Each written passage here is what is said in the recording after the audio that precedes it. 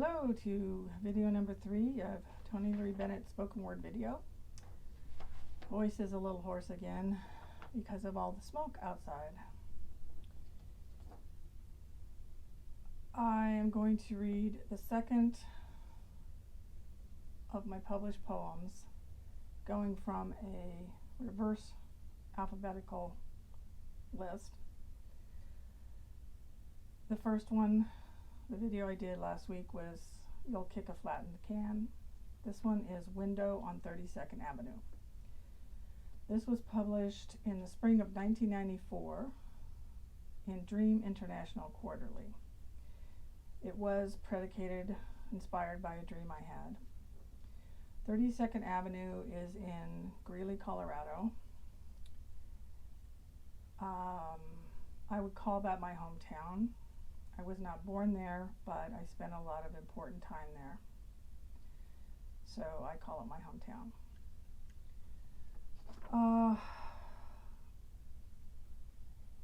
For the poem to go with it, this is a learning experience for me too, because as I go to find something I want to read in addition to my poetry, I'm seeking out other people's poetry and getting to read more than I would normally would, so that's good. I'm going to read Vachel Lindsay's Factory Windows Are Always Broken. And then I'm going to attempt to recite the speech from Henry V again. I'm going to do that at the end every time until I get it down. Still having trouble with the last stanza. Okay, so this is Window on 32nd Avenue. This, I lived there when I was about, I think it was 1964. I think I was 13. I stand outside the window on 32nd Avenue, the window of the room in which I dreamed when I was 14. The window is frosted, as if to protect me from its contents. My aging eyes melt the frost and dissolve one wall. I see my room again, furnished as it was then. Pictures of the Beatles plastered on the closet doors, my ballerina lamp glowing naively on the battered desk. But I also see a drawing my son made yesterday and wonder at the strange coexistence of past and present in this one room. The walls are painted yellow, I notice, not as they were then, but like our bedroom in Boulder 10 years ago, when Jack and I were playing Happy Family. I try to enter, but am bumped out of the way by two paramedics who are loading my bed onto an ambulance, laying it on top of a wounded man. Wounded, I hope, from doing something bad to someone. I look inside the kitchen and see my mother baking in a turquoise and bamboo kitchen. I try again to enter, but I cannot fit through the door. I try to attract my mother's attention, but she does not see me.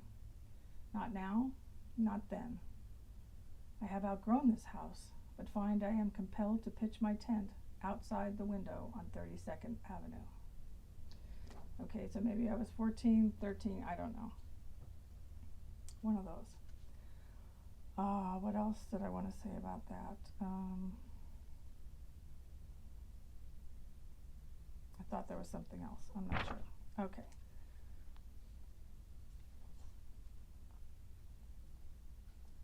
I had fun today reading in the Shakespeare meetup group that I'm in. We did Othello, and I got to read Othello's part in Acts 1 and 2, so that was fun. And Desdemona actually had to cede her part to someone else because the smoke was making her unable to talk, as it is making my throat pretty raspy as well. So Vachel Lindsay, I knew nothing about him but his name until a few minutes ago. As a poet, I am woefully ignorant of poetic history, but I'm working on it. Found out that Vachel Lindsay got his big break in 1913 when Poetry magazine, just the word poetry is the title of the magazine, published him in 1913. They were very new then. They're still going on, and they are one of the biggest, if not the biggest poetry journals in the world. Found out that he committed suicide in 1931 by drinking Lysol. Strange. I picked this for two reasons. One, it has something to do with windows, like my poem, and two, it's in the public domain, and it's something I hadn't known of before, so I'm getting to educate myself a little bit. Factory windows are always broken. Factory windows are always broken. Somebody's always throwing bricks. Somebody's always heaving cinders, playing ugly Yahoo tricks. Factory windows are always broken.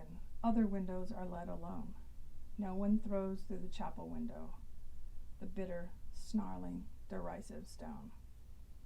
Factory windows are always broken. Something or other is going wrong. Something is rotten, I think, in Denmark. End of factory window song.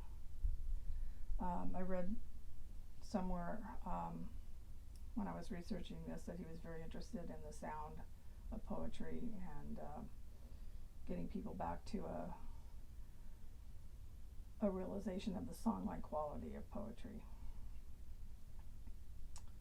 And the Yahoo in this first stanza is from a different time, so it's not the Yahoo of today. Okay, now, my good old Henry V speech, Act 3, Scene 3. 1, 2, 3, 4, there are 5 basic stanzas and then a couplet at the end. And I'm having trouble with the last stanza, but here we go. Okay. Henry V, standing before the town of Harfleur in France, talking to the mayor of the town, who has been holding out and not surrendering, as Henry V wants him to do. How yet resolves the governor of the town? This is the latest parle, we will admit. Therefore, to our best mercy give yourselves. Or, like to men proud of destruction, defy us to our worst.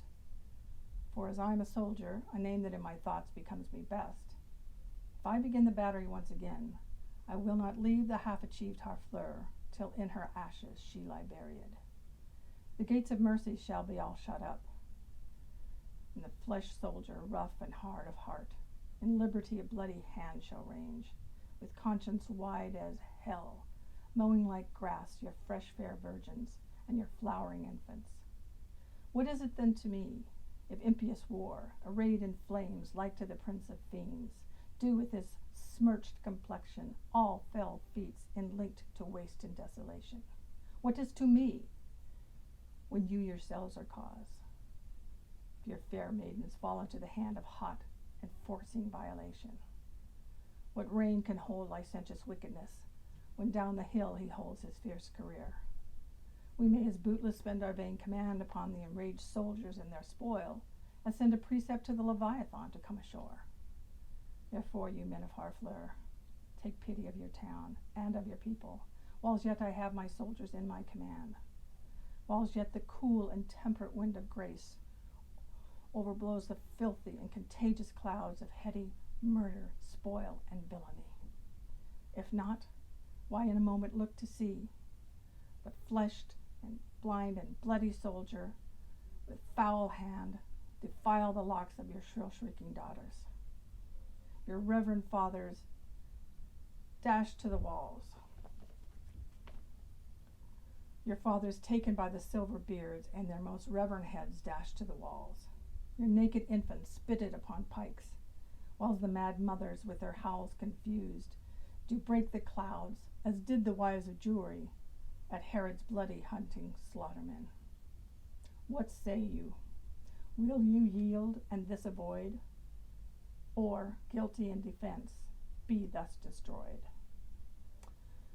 Still having problem with the last stanza. The fathers. Those fathers are tripping me up. Your fathers taken by the silver beards. Well, we'll get it one of these days. That's it for now. I'll be putting some more pictures up on my Instagram channels. I have a channel for my published photos, for my photos of toys and dolls, and surreal abstract shape photos. Okay, that's it for now. I'm going to use my little remote control and say goodbye.